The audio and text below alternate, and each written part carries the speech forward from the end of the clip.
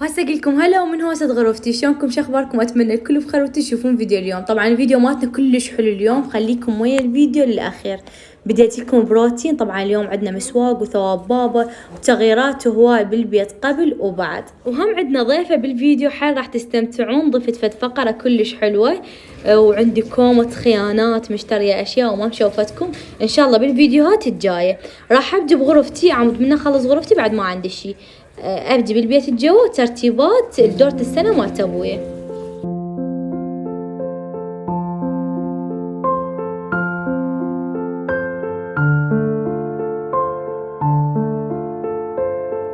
وراح نتسوق مخططين انه نسوي السمك شوي وتمن احمر، والحبشكلات اللي راح نجيبهن تمن روبة لبن خضروات فواكه. هاي الامور كلها راح اخليكم هسه وانتوا وياي اول باول. هنا تقريبا وزننا راح يصير انا اعتقد هيك 12 سمكة 13 14 ما ادري. هسه حنشوف شنو يناسبنا حناخذ.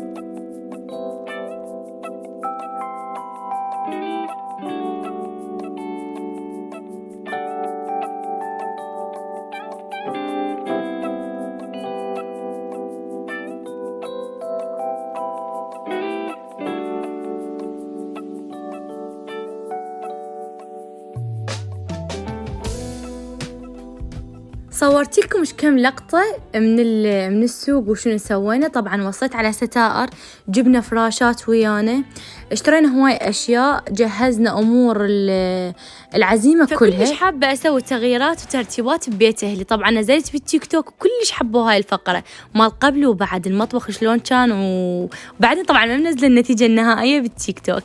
اغششكم وانزله هنا ها، خلينا نشوف ذاك التصويت انزل لكم اياه هنا. طبعا هنا بديت بجزء من العفو الاستقبال. جبنا كوشات العفو مخدات، وجبنا فراش وستائر قلت لكم مثل ما شفتوها بداية الفيديو. حنكمل وبعد ما رتبها تماما اشوفكم النتيجة، وقولوا لي تردون النتيجة هناك مستعجلة بالتيك توك لو اخليها سبرايز للكل، اخليها هنا باليوتيوب. ودام انا ادللكم انتو هم دللوني ودي اسوي لي فيديو وما اسحق بيه. صدق صارت امنيتي. تشوفون هاي الستائر اللي تجنن. راح يصير تغيير كلش حلو، بس قبل ما نبلش بالفيديو مالتنا راح اعرفكم على صديقتي، راح تستمتعون بالفيديو كلش هوايه. يا هلا ومية هلا بمتابعات حوري، شلونكم شخباركم؟ شلون اموركم؟ ان شاء الله كلكم بخير وصحة وعافية. انا اسمي نرجس واليوم ضيفة عندكم بقناة حوري. مسويت لكم مسابقة كلش حلوة بقناتي، دخلوا روحوا شوفوها. بس نسيت اكتب لكم شرط من الشروط اللي هو لازم تكتبون انستغرام او ايميل على مود اقدر اتواصل وياكم. وسألت حوري اسئلة موجودة بالفيديو مالتي، وهي سألتني موجودة بهذا الفيديو. أتمنى تستمتعون ويانا وإن شاء الله يحالفكم الحظ وتفوزون. وطبعا هنا عندكم المكياج براندات وما خسرانين شي، وانتوا قاعدين إن شاء الله يحالفكم الحظ، وأكثر من متسابقة راح تفوز ويانا. راح أسأل صديقتنا كم سؤال، خلي شوية نسوي لنا حركة حلوة بالفيديو وأنا أشتغل، خلي نلهي نفسنا. راح أسألها كم سؤال ونشوف الأجوبة مالتها. تمام، ناخذ أول سؤال. ايش رأيكم نسألها على أكثر موقف محرج صاير وياها؟ ها شنو رأيكم؟ أنا كلش أحب هاي التفاصيل. أوكي خلينا نسألها على أكثر موقف محرج.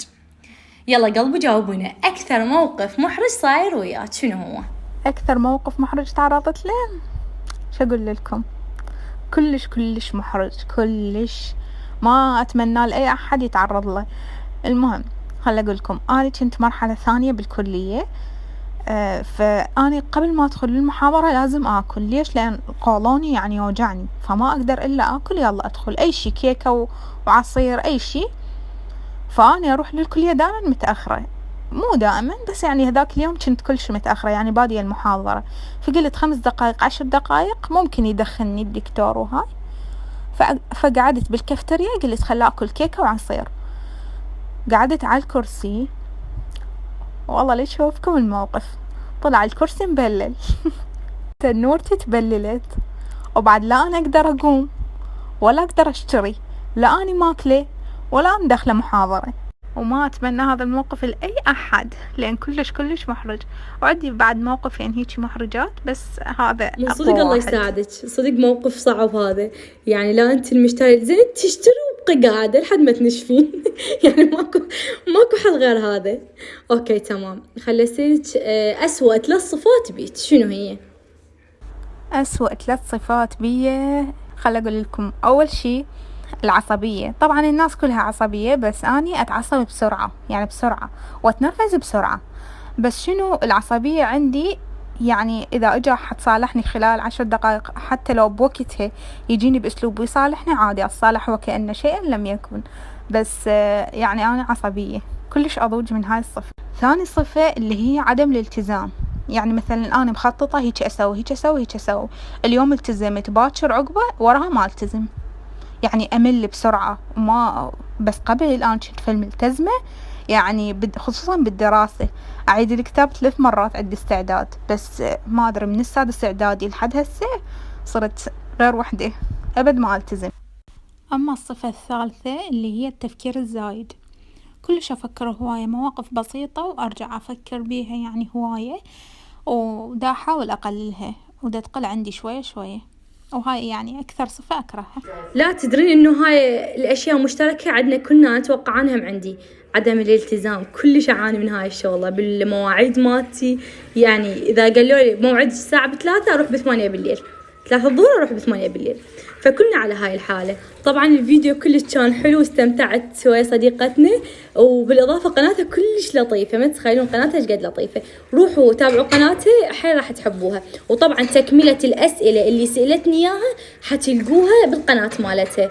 انتظروا الفيديو بعد هذا الفيديو. وطبعا مثل ما شفتوا سوقنا، عزلت المسواق وغسلنا وجبة السمك راح نملحها، وباكر حتكون العزيمة. هاي الأشياء اشتريناها بالمطبخ.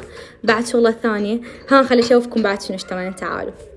اشترينا لبن، اشترينا مي، واشترينا الروبة هاي تصير قلاصات. ذن راح نخليهم بالثلاجة على مود جمدا لحد باكر. مثل ما شفتوا هذا السمك تقريبا كمل عندنا، بعد بس يتملح ونضمه بالثلاجة عمود باكر نوديه. ما راح نشويه بالبيت لأن كمية كلش هواية وحتعبنا، حنوديه للمشوى إنه هناك هم يشونه ويكملونه. يبقى احنا علينا الترتيبات القليلة. خلي أشوفكم مبدئيا هذا الاستقبال مال بيت أهلي. هاي البردات القديمة، واشترينا مدات، واشترينا أشياء حلوة. فايش راح أخليكم الفيديو ما راح يكون طويل عليكم وممل ومزعج. بالفيديو الثاني شنو رأيكم أنزل العزيمة كاملة. وإذا تردون تكملون الفيديو وتشوفون شنو سألتنا وشنو جاوبت، راح تلقونها بقناتها. راح أخلي الرابط مالتها أول تعليق مثبت، وبالإضافة راح أخليه بصندوق الوصف. أنا أحبكم وأشوفكم في فيديو ثاني.